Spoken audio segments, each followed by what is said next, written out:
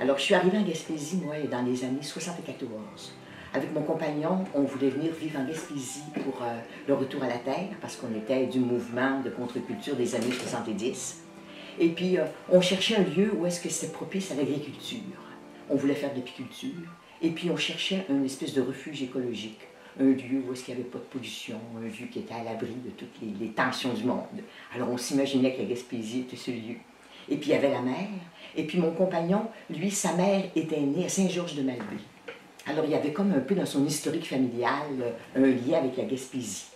Alors donc, on est arrivé ici, on enseignait à Gatineau.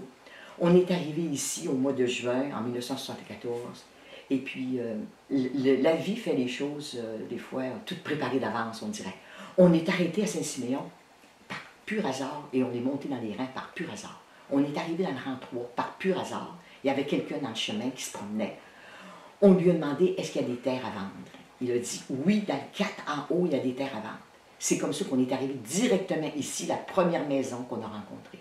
Alors donc, on est arrivé ici, dans le rang 4, il pleuvait, c'était au mois de juin, le foin était haut, il y avait des flottes partout.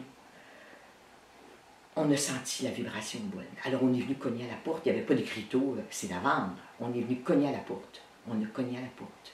On est rentré 1900, au début de 1900 dans la maison, une ambiance d'autrefois.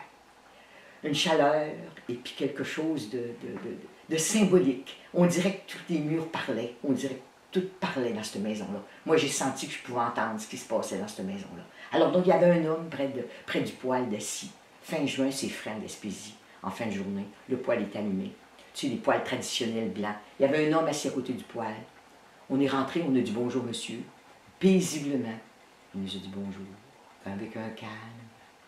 Et puis, on lui a demandé, est-ce qu'il y a des terres à vendre ici? Il a dit oui. Si vous voulez, je vends cette semaine. Alors, on s'est assis. Et puis, on a commencé à parler avec lui. Et puis, il nous disait une chose répétitive constamment. Il nous disait, oui, ma terre est à vendre. Nous autres, on ne peut plus vivre de l'agriculture, on veut descendre au village. Puis, il disait une phrase constamment qui m'a tellement frappée parce que je l'ai compris 15 ans plus tard. Il disait, et puis j'ai des lettres patentes, moi, pour la terre ici. Je peux vendre demain matin, la terre m'appartient.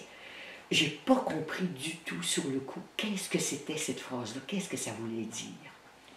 Fait que des lettres patentes, on s'est regardé, mon compagnon puis moi, puis on lui a dit, qu'est-ce que ça veut dire? Toujours est-il qu'on est revenu le lendemain matin. Et puis, 2 ou 3 jours plus tard, on était chez le notaire, et puis on achetait notre terre.